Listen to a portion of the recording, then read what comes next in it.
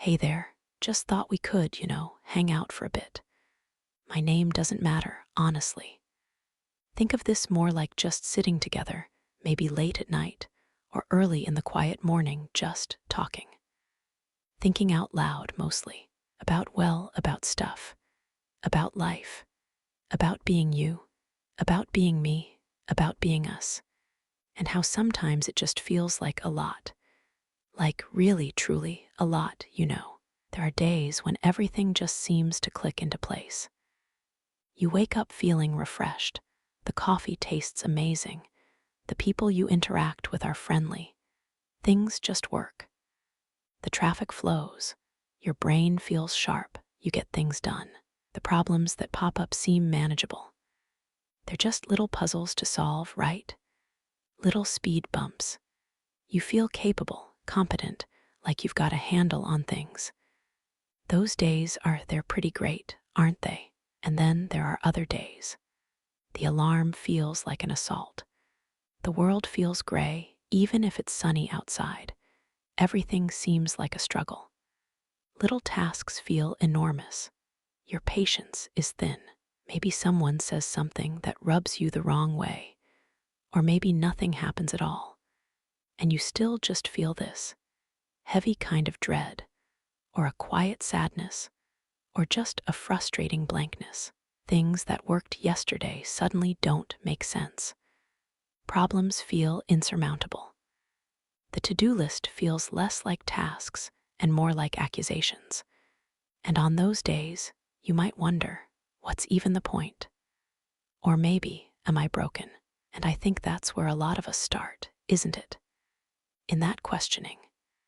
In that feeling of maybe not being quite right, or not measuring up, or not understanding the instruction manual for being a human. Spoiler alert, there isn't one. No manual, I mean. We're all just figuring it out. Every single one of us. The person you look up to, the person you compare yourself to, the person who seems to have it all together. I guarantee you, absolutely guarantee you, they have their days too. Maybe their struggle looks different on the outside. But the internal landscape of being alive, of feeling things, of navigating challenges, is a shared human experience. It truly is. So, if you're feeling that way sometimes, you're not alone, not even a little bit. And I guess that's the first thing, maybe, just acknowledging that. It's okay to feel whatever you're feeling. It's okay to not be okay sometimes. It's okay to be confused. It's okay to be overwhelmed. These feelings aren't signs that you're failing or that you're fundamentally flawed. They're just information. Yeah, information, like signals. Think about your body. If you touch something hot, your hand pulls back, right? That's your body giving you information. Danger, heat, stop that. Feelings are a bit like that, but for your internal world, and often they're a lot more complicated than a simple burn signal. Sadness might be telling you that something important has been lost, or that something you value is missing. Anger could be a signal that a boundary has been crossed, or that something feels unfair. Anxiety often points to uncertainty about the future, or a feeling of being unprepared or vulnerable. Even boredom could be a sign that you need more stimulation, or that you're disconnected from something engaging. The problem isn't the feelings themselves, it's how we interpret them, and often how we react to them. We tend to judge them, don't we? I shouldn't feel sad. Why am I so angry? This anxiety is ridiculous, just snap out of it. And that judgment adds a whole extra layer of pain on top of the original feeling. It's like you feel sad, that's the first layer. And then you feel guilty for feeling sad, or frustrated that you can't just be happy. That's the second layer.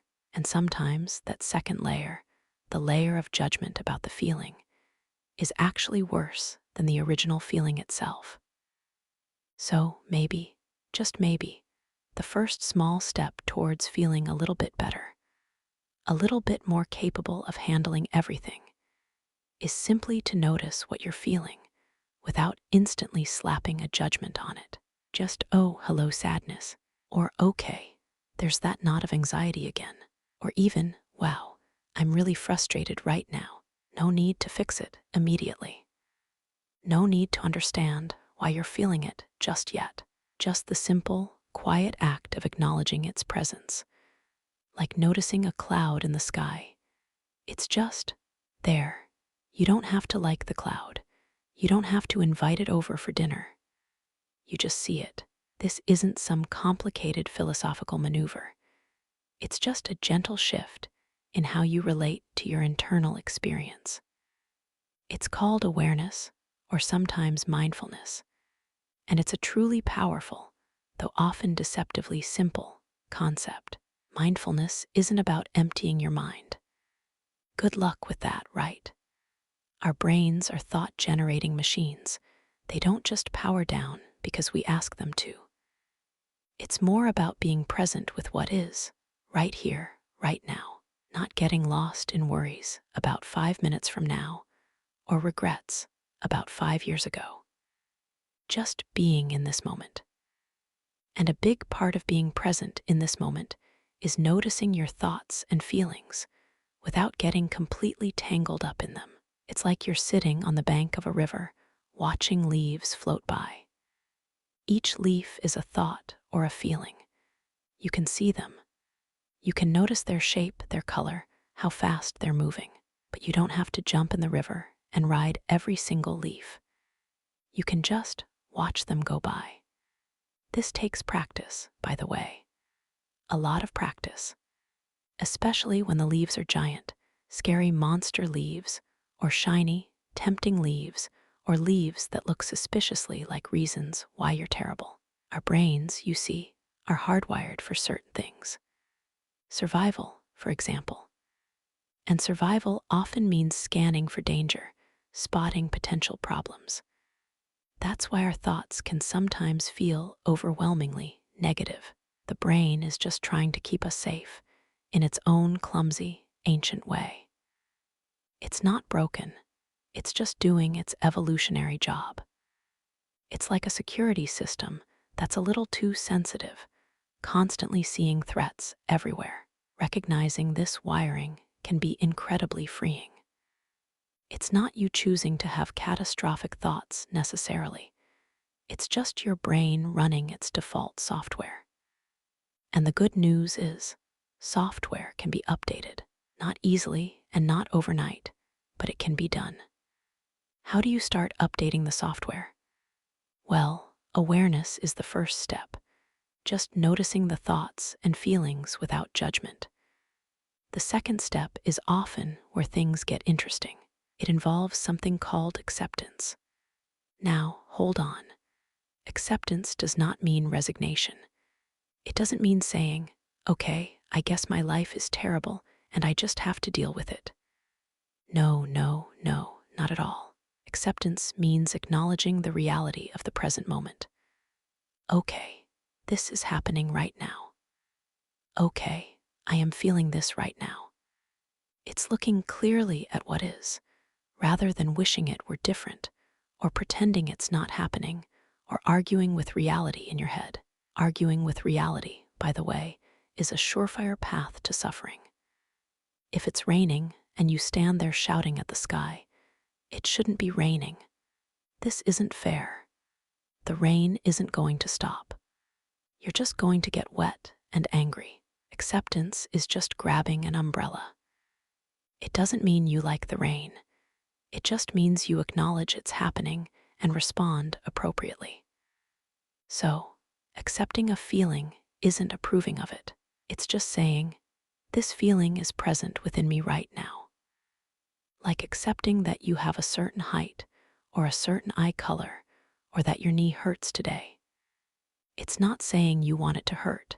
It's just acknowledging that it does. And ironically, when you stop fighting a feeling, it often starts to lose its power. It's like that old saying, what you resist persists. When you fight a feeling, you give it energy, you make it bigger. When you can simply observe it, accept its presence in this moment, and let it be, it often starts to dissipate on its own, like a cloud passing. This idea ties into one of the core principles of many philosophies, ancient and modern, the difference between what you can control and what you can't. The ancient Stoics talked a lot about this. They'd say you have very little control over external events.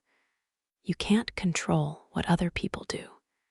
You can't control the weather. You can't control the past. You can't control the future outcome of most things, no matter how hard you try. What can you control? Your thoughts, your judgments, your beliefs, your values, your actions, your effort, your reaction to whatever happens. That's it. Seems small, maybe. But it's also everything. Because if you can train yourself to focus your energy only on what you can control, you become incredibly resilient. Did someone treat you unfairly? You can't control their behavior, but you can control your reaction. Do you stew in resentment? Do you try to understand them without condoning their behavior? Do you decide how you will interact with them in the future? Do you learn from the experience? Did something go wrong?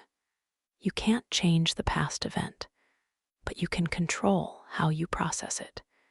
Do you blame yourself endlessly? Do you see it as a learning opportunity? Do you focus on finding a solution or a different path forward? This shift in focus, from the uncontrollable event to your controllable response, is transformative. It's the difference between being a leaf tossed about by the wind and being a tree that can bend with the wind, even withstand storms, because its roots are firm. Your roots, in this analogy, are your internal control, your principles, your reactions, your inner state. This doesn't mean becoming a doormat or suppressing your emotions. Far from it. It means feeling the emotion, accepting its presence in this moment. Okay, I'm really angry about that.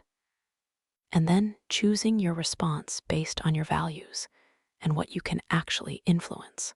Maybe that response is to assert a boundary. Maybe it's to walk away. Maybe it's to communicate how you feel using those great "I feel" statements rather than "you are" accusations. Choosing your response. That's where your power lies. And this leads beautifully into the whole idea of growth. A lot of the struggles we feel come from bumping up against our limits or perceived limits.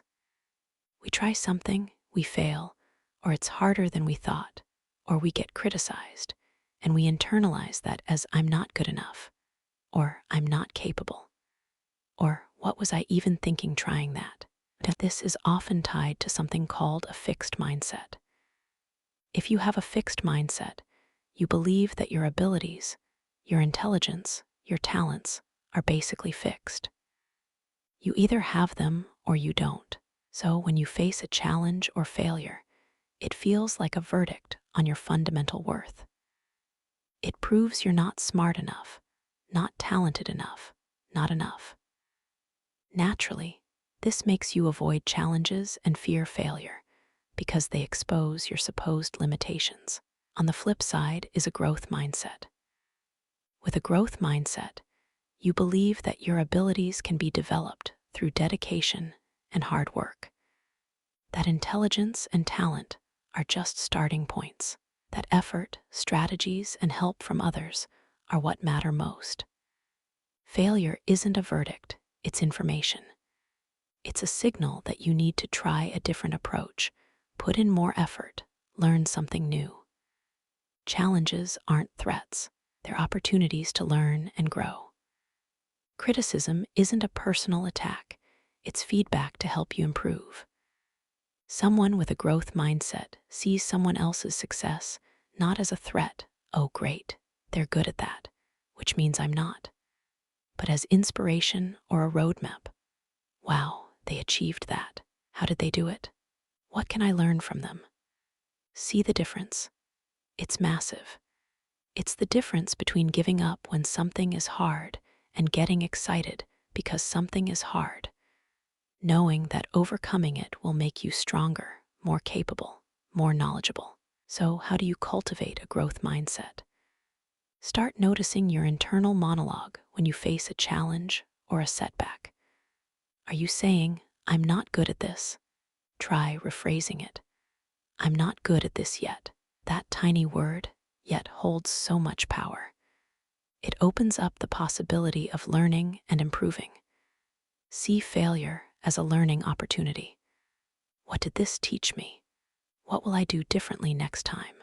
Don't gloss over the disappointment or pain of failing, but actively look for the lesson within it. Like Edison, write, "I have not failed. I've just found 10,000 ways that won't work." Though maybe we aim for slightly fewer unsuccessful tries, Embrace challenges. Seek them out. If you stay only in your comfort zone, you'll never stretch your capabilities. Discomfort is often where the real growth happens. It's like lifting weights. The slight pain and strain are what build muscle.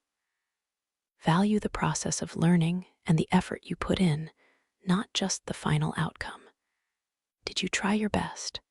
Did you learn something along the way? That effort itself is building those neural pathways and expanding your abilities, regardless of whether the immediate result was perfect. Ask for help.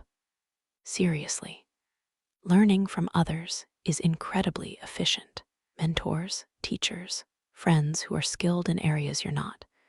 They have experience and insights that can save you time and frustration.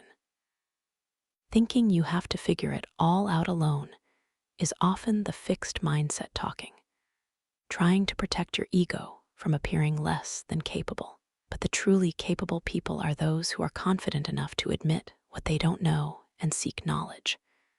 Celebrate effort, both your own and others. When you see someone struggling and pushing through, acknowledge that. Recognize the grit. It's just as important, maybe even more important, than inherent talent. This journey of self-improvement, or maybe a better phrase, is self-understanding and growth. It isn't about suddenly becoming perfect or achieving some idealized version of yourself overnight. It's about these small, consistent shifts in perspective and action. Speaking of consistency and small actions, let's talk about habits. So much of our life is governed by habit, whether we realize it or not. How we wake up, what we reach for first, how we approach our work or studies, how we spend our downtime, what we eat, how we react under stress. A huge percentage of our daily actions are on autopilot, driven by habits formed over time. Habits can be our greatest allies or our biggest obstacles. Building positive habits, even small ones, can have a massive compounding effect over time. Think of it like interest in a bank account. A tiny bit of interest daily might not look like much, but over years and years, it grows exponentially. The same is true for habits. Taking just 10 minutes to tidy up before bed each night doesn't seem like much, but it prevents clutter from building up into an overwhelming mess. Reading just 10 pages of a book every day means you'll finish many books over a year, exposing you to new ideas and knowledge. Spending just 15 minutes exercising or stretching every morning builds physical health and energy. Writing just 50 words a day means you'll have tens of thousands of words written in a year, enough for a book or essays or journals. These are tiny actions, almost laughably small. But the power is in the consistency. Doing them every single day, or almost every day, builds momentum and creates a new normal. Don't aim for revolutionary changes initially. Aim for tiny, sustainable ones. It's far better to do 5 minutes of meditation daily for a year than to do 1 hour of meditation once and never again. How do you build habits? Start ridiculously small. So small it feels almost silly. Want to start exercising? Commit to doing one push-up or just putting on your running shoes. Want to read more? Commit to one page. Anchor new habits to existing ones. This is a technique called habit stacking. Figure out something you already do reliably every day, like brushing your teeth, drinking coffee, getting home from schoolwork. Then, stack your new desired habit immediately after it. After I brush my teeth in the morning, I will do one push-up. After I pour my coffee, I will read one page. This uses the existing habit as a trigger for the new one. Make it obvious. Leave the book on your pillow. Lay out your running clothes the night before. Put the fruit bowl where you can see it. Make it attractive. Listen to a podcast only while you're exercising. Make that 10 minutes of tidying up accompanied by your favorite music. Make it easy. Reduce the friction as much as possible. Prepare healthy snacks in advance. Unsubscribe from tempting emails. Organize your desk so it's easy to start working. Make it satisfying. Give yourself a little immediate reward, especially in the beginning. A mental pat on the back, a sticker on a calendar. Yes, this actually works for many people. Listening to your favorite song, seeing the habit stick like streaks on an app, can be motivating in itself. Don't break the chain, and don't beat yourself up if you miss a day. The key isn't perfection, it's progress. If you miss one day, don't let it derail you completely. Just aim to get back on track the next day. One missed day is an accident. 2 missed days is the start of a new habit, a bad one. Recover quickly. Building good habits and slowly dismantling unhelpful ones is one of the most powerful forms of self-improvement. It puts the autopilot to work for you instead of against you. It takes effort up front, but it pays dividends exponentially over time. Okay, deep breath. We've talked about noticing feelings without judgment, accepting reality, focusing on what we can control, embracing a growth mindset, and building small, powerful habits. That's a lot. And it all sounds good in theory, right? Like, yeah, just control your reaction. Easy peasy. But in the messy reality of everyday life, when you're tired, stressed, or hungry, or someone just really pushed your buttons, applying these things is incredibly hard. And that's where patience and self-compassion come in. This is a journey, not a destination. There will be slip-ups. There will be days when you revert to old patterns, when your reaction isn't the one you would have ideally chosen, when you feel fixed and stuck, when your carefully planned habits fall by the wayside. And that's okay. It's more than okay, it's part of the process. It's how you learn. Imagine you're trying to learn a new sport or play a musical instrument. Would you expect to be a master on day one? Of course not. You'd expect to be clumsy, to make mistakes, to feel frustrated. You'd expect to practice and practice imperfectly, and gradually, slowly, get better. Somehow, when it comes to our internal world, our mindset, our emotional responses, we expect instant mastery. We mess up once and think, see, I'm hopeless. No, you're just a beginner. And beginners are supposed to make mistakes. So, practice self-compassion. Talk to yourself like you would talk to a dear friend who is struggling. If your friend missed a habit day or reacted poorly when they were stressed, would you berate them? Tell them they're a failure? Probably not. You'd probably say something like, hey, rough day, huh? It happens. Don't worry about it. Just try again tomorrow. You've got this. Extend that same kindness to yourself. Acknowledge the difficulty. Wow, that was a tough interaction, and I didn't handle it the way I wanted to. I was really stressed. Forgive yourself. You're human. Humans mess up.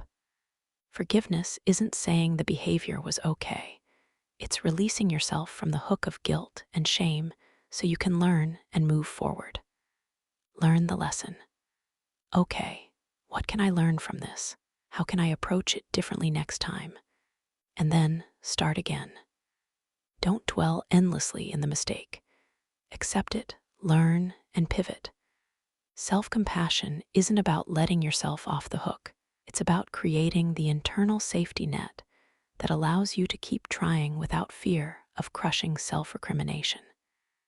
It's about resilience, bouncing back from the inevitable stumbles. Patience is also key. Big changes don't happen overnight. Your mindset, your habits, your reactions, these have been shaped by years of experience. Unwinding old patterns and weaving in new ones takes time and persistent effort. Be patient with the process. Trust that small, consistent efforts do add up.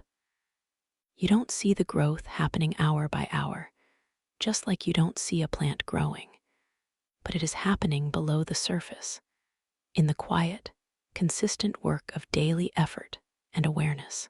Think about relationships. So much of life is navigating our connections with others, right? Friends, family, colleagues, romantic partners. These relationships can be sources of immense joy, support, and growth, and also sources of pain, frustration, and conflict. And here again, understanding the control principle helps. You cannot control how another person feels about you. You cannot control how another person behaves. You cannot control what another person says. What you can control is your part of the interaction. Your clear communication, using those "I feel" statements we mentioned, and saying what you mean kindly and directly. Your boundaries, what you are and are not willing to accept in how you are treated. Your reactions to their behavior, again, noticing the feeling, accepting it, choosing your response. Your decision about whether a particular relationship is healthy for you, and how much space and energy you will give to it. Setting boundaries is one of the most powerful and often difficult acts of self-respect and self-care. It's saying, this is okay for me, and this is not okay for me. It's not about controlling the other person. It's about defining how you will be treated and what you will participate in.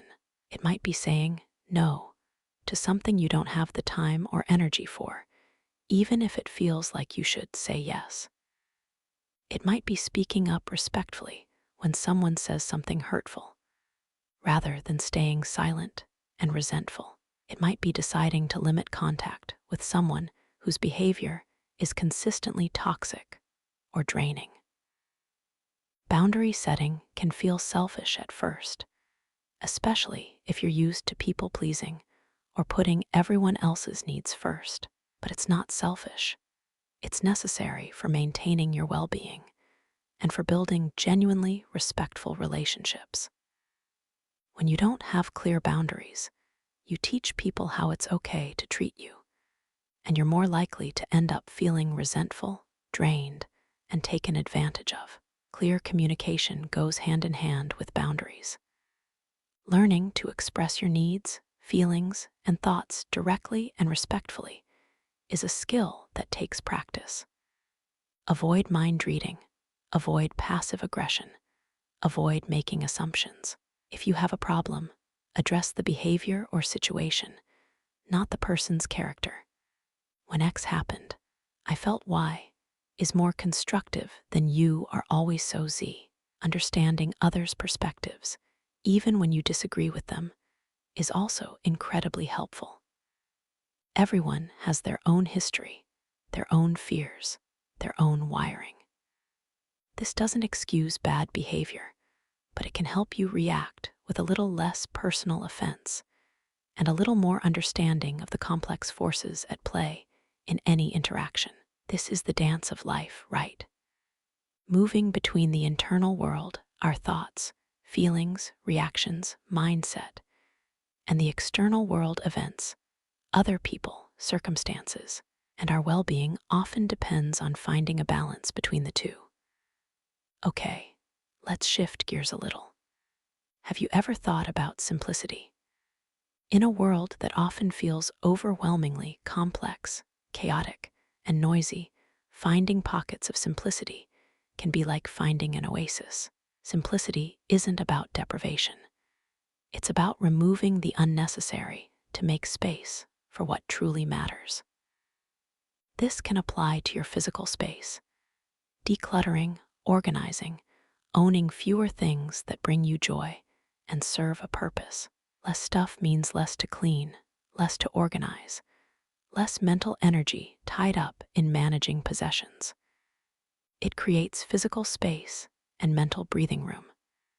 It can apply to your schedule and commitments, learning to say no to things that don't align with your values or priorities, reducing commitments that stretch you too thin, giving yourself permission to have downtime, unstructured time to simply be, rather than constantly doing.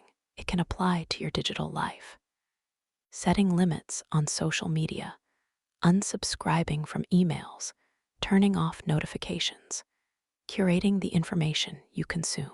The endless flood of information can be stimulating, but it can also be exhausting and make it harder to focus on anything deeply. Creating digital boundaries can free up surprising amounts of mental energy and time. It can apply to your thoughts, simplifying your thinking. Less overthinking, less catastrophic imagining, less getting lost in endless loops of worry or regret. This ties back to awareness and acceptance, observing the thoughts without necessarily following them down every rabbit hole, bringing your attention back to the present moment, which is usually far simpler and more manageable than the swirling scenarios in your head. Simplicity, in essence, is about intention. It's about consciously choosing what you invite into your life, your home, your schedule, your mind, your relationships, and what you choose to let go of because it doesn't serve you. It's about clearing the noise so you can hear the quiet voice of what truly matters. And what truly matters? That's a huge question, right? The question of purpose or meaning.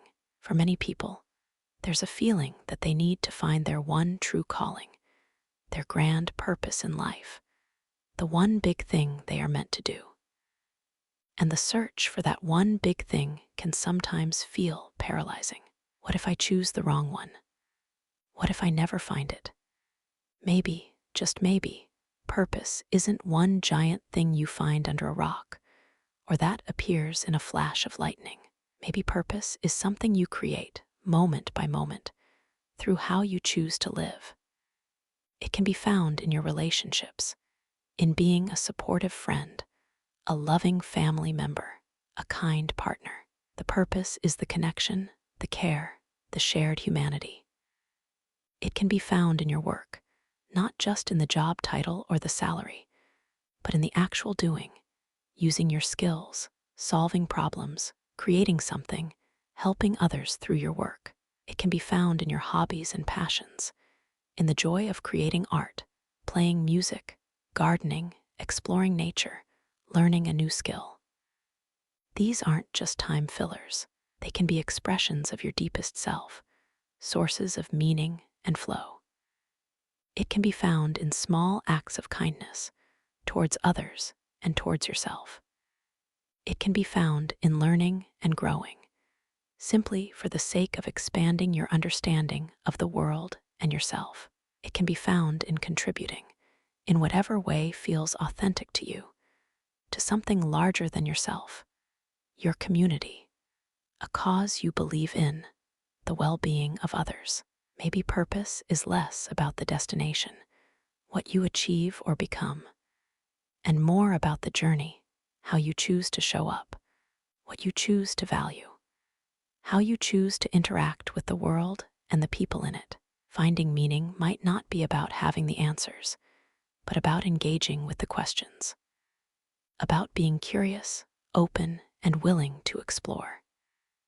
And sometimes, the meaning of a particular experience, especially a difficult one, only becomes clear much, much later when you can look back with perspective.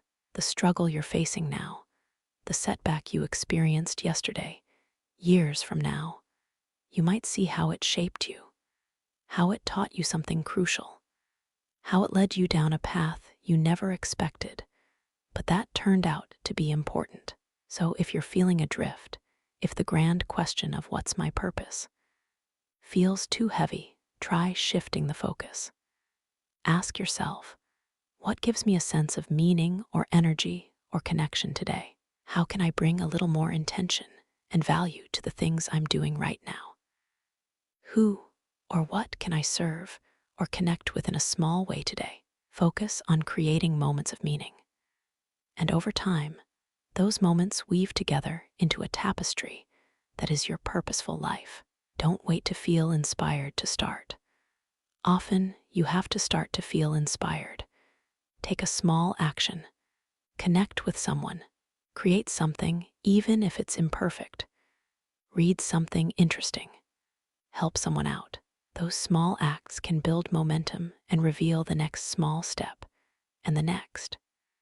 Speaking of small steps, and looping back to habits and growth, managing discomfort is a crucial skill.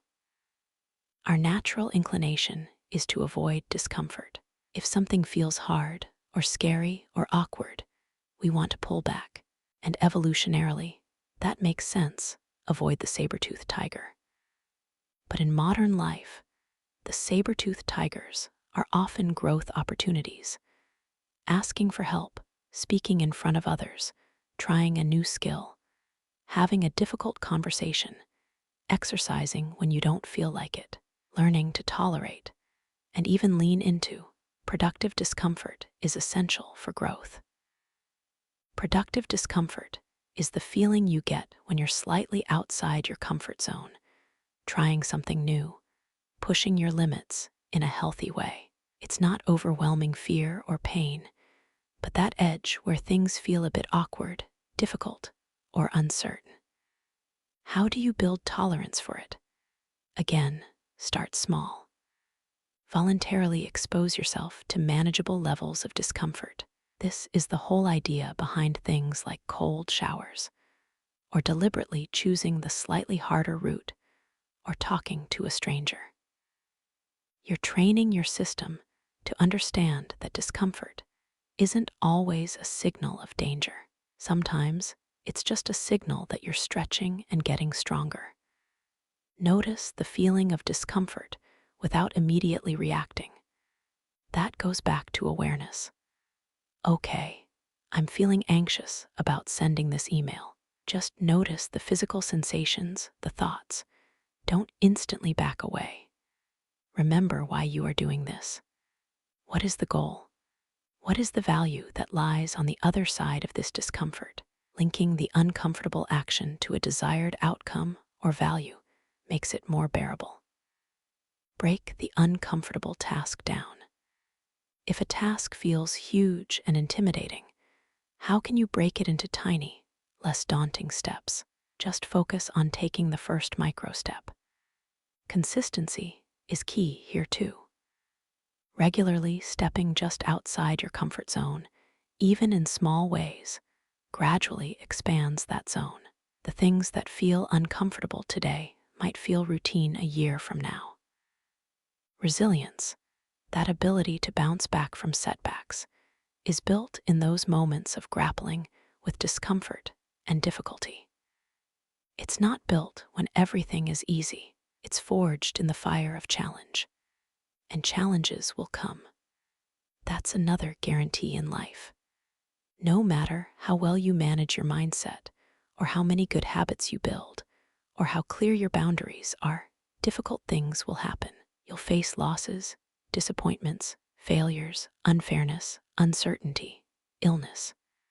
Philosophy and self-improvement aren't about creating a life where nothing bad ever happens. That's impossible. They're about building the inner strength and perspective to navigate the inevitable difficulties with more grace, wisdom, and effectiveness. When tough times hit, what do? Go back to the fundamentals. acceptance. This is happening. It's painful or difficult or unfair, but it is the current reality. Fighting against what is only makes it harder. Focus on control. What can I control in this situation? My reaction, my next small action, asking for help. Focusing my energy here prevents the overwhelm of thinking about all the things I can't control. Self-compassion. Be kind to yourself. This is hard. Allow yourself to feel the feelings without judgment. Don't expect to have it all together when you're struggling. Give yourself space to grieve, to rest, to be messy. Reach out. Connect with people who care about you. You don't have to go through it alone. Talking about it, even just being in the presence of supportive people, can make a world of difference. Small actions. When the big picture feels overwhelming, shrink your focus. What is the very next, tiniest action I can take? Just that, and then the next. Break the massive problem into microscopic steps if needed. Remember past resilience. Think about tough things you've overcome before. You made it through. What resources did you draw on then? What did you learn? Remind yourself of your own strength. Perspective is incredibly valuable during difficult times. Zoom out. Is this immediate problem the end of the world? Probably not. How will I likely view this in a year? In 5 years? Often, challenges that feel devastating in the moment become just another chapter in the story of your life. A chapter that ultimately made you stronger. Compare your struggles not to others' highlight reels, but to the reality of human existence throughout history. People have faced incredibly difficult circumstances and found ways to endure, to learn, to even find beauty and meaning amidst pain. This isn't to minimize your own pain, but to place it within the broader context of the human capacity for resilience. And while we're thinking about the vastness of things, consider the constant change that is fundamental to life. Everything is always changing. Seasons change, people change, circumstances change, you change. Sometimes we resist change, especially unwelcome change, with all our might. We cling to how things were or how we wish they would be. But like arguing with reality, arguing with change is futile and exhausting. Learning to flow with change while directing the aspects you can control is another part of wisdom. It's accepting impermanence. The good times won't last forever, and the bad times won't either. This isn't a morbid thought, it's a freeing one. It encourages you to appreciate the good when it's here, and to have hope during the bad. Every ending is also a beginning. A door closing means a window is opening, cliché as it sounds. There's truth to it. Transitions are often uncomfortable, periods of uncertainty and awkwardness, but they are also ripe with possibility. Embracing uncertainty is a huge aspect of navigating change and indeed, of living itself. We crave certainty. Our brains are wired for prediction. Not knowing what's going to happen can feel terrifying, but the reality is, very little is ever truly certain. We can plan, we can prepare, we can control our own actions, but we cannot know the future. Learning to live with that inherent uncertainty, to find a measure of peace within not knowing, is powerful. It frees up the energy you spend trying to predict and control the uncontrollable, allowing you to focus on what you can do in the present. It's about building trust, not necessarily in external circumstances always working out exactly as you hope, but in your own ability to handle whatever comes your way. Trust in your resilience, your adaptability, your capacity to learn and figure things out. That's a much more reliable source of security than hoping the world outside will remain predictable and easy. So, how do you practice embracing uncertainty? Acknowledge the feeling of discomfort that comes with it without letting it dictate your actions. Okay, I feel really unsure about this outcome, and that feels scary. To focus on the present moment. What can I do right now that is productive or grounding or aligns with my values? Recognize that dwelling on worst-case scenarios, which your brain is very good at generating when faced with uncertainty, doesn't prevent them. It just makes you suffer now about something that hasn't happened. Develop a practice of flexibility. The more rigid you are in your plans and expectations, the harder change and uncertainty will be. Be willing to adapt, to pivot, to find new routes. Cultivate optimism, not as a blind refusal to see potential problems, but as a belief in possibilities and in your ability to navigate them. Optimism is often described as the belief that I can handle this. Remember that sometimes the unknown contains wonderful surprises. Not every unexpected twist is negative. Let's talk a little about the narrative we have running in our own heads. The stories we tell ourselves, about others, about the world. These narratives shape our reality more than we often realize. If you constantly tell yourself, I'm not smart enough, guess what? You'll interpret every challenge as proof of that, avoid learning opportunities, and live into that story. If you tell yourself, people can't be trusted, you'll see suspicious behavior everywhere, keep everyone at a distance, and create self-fulfilling prophecies. If you tell yourself, my life is uniquely hard, you'll focus only on the negatives, dismiss anything positive, and feel like a victim. Our brains are meaning-making machines, and they are constantly creating narratives to make sense of the world and our place in it. These narratives are influenced by our past experiences, our fears, our beliefs. The key insight here is that you have the power to revise your narrative. It's not etched in stone. It takes conscious effort, but you can challenge the old stories and begin to write new, more empowering ones. How? Identify the core negative narratives running on repeat. What are the stories you constantly tell yourself? Write them down. Seeing them on paper can sometimes diminish their power. Ask yourself if these stories are absolutely, objectively true. Are there any exceptions? Any counterexamples? Chances are the narratives are generalizations based on limited evidence. Challenge the evidence.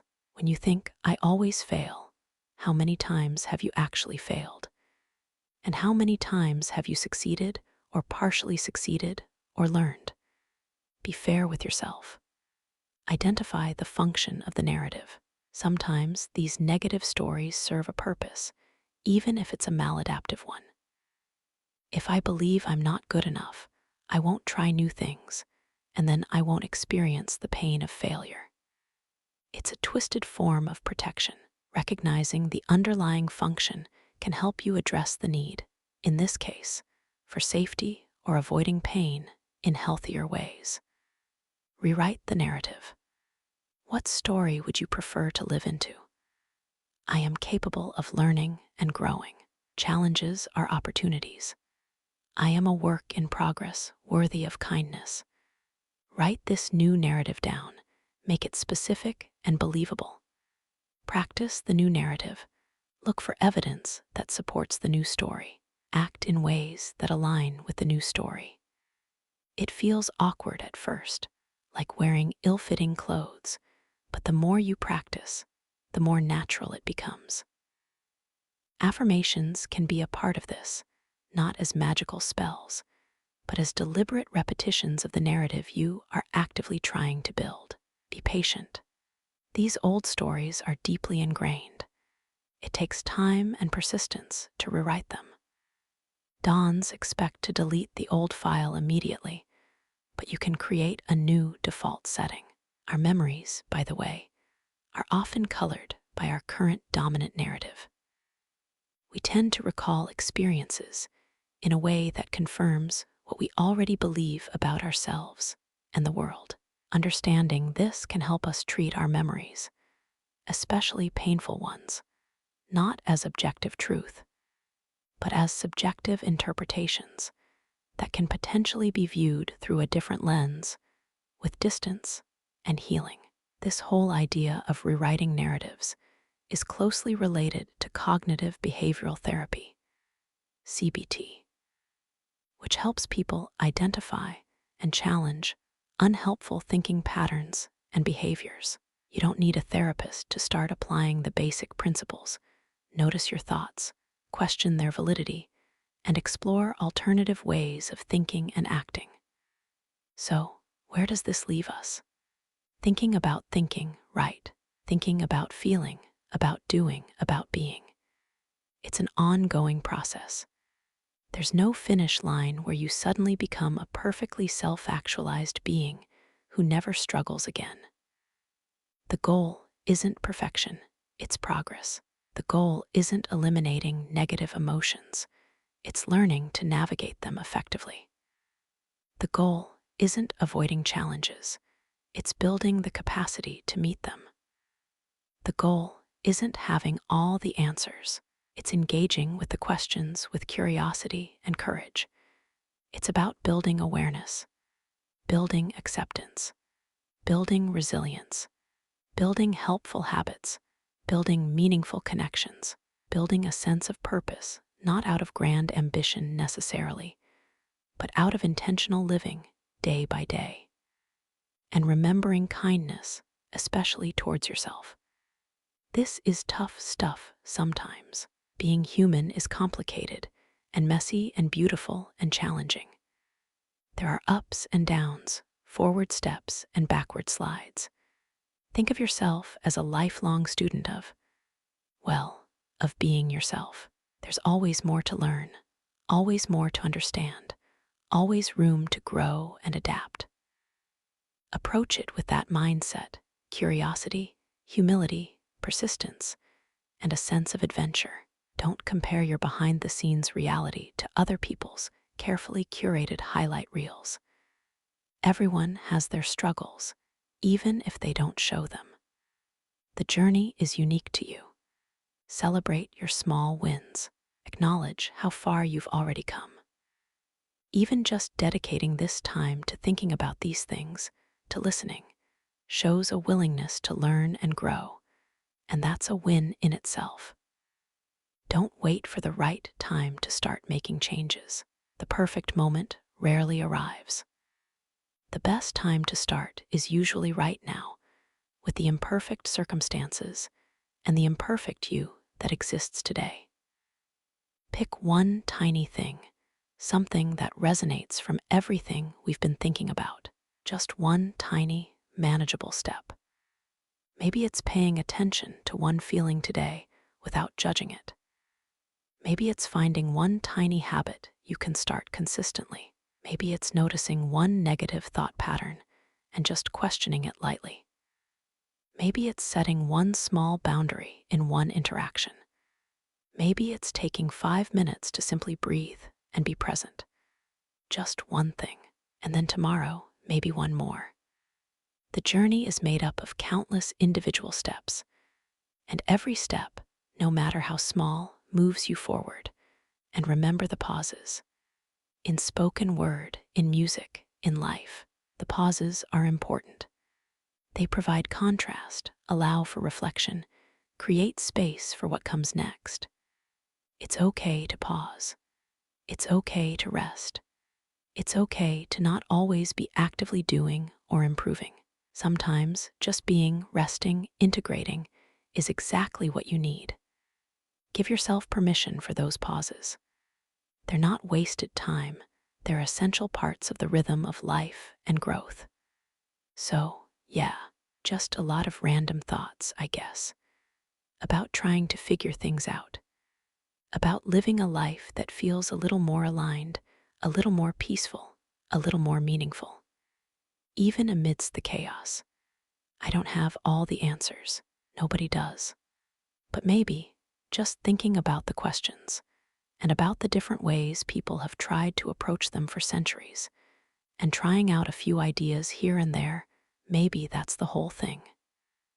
Maybe that's the path. An ongoing conversation with yourself and the world. An ongoing process of learning, growing, stumbling, and getting back up again. With as much awareness, acceptance, and kindness as you can muster. You're not alone in this. We're all just kinda thinking about it all, and figuring it out one thought, one feeling, one small step at a time. You're doing better than you think you are. Seriously, the fact that you're even engaging with these ideas, thinking about your own life and how to navigate it, that's a huge sign of strength and a desire to grow. So be proud of that and keep going. Keep thinking, keep trying, keep being you. You got this. Just one small step today. That's enough for now.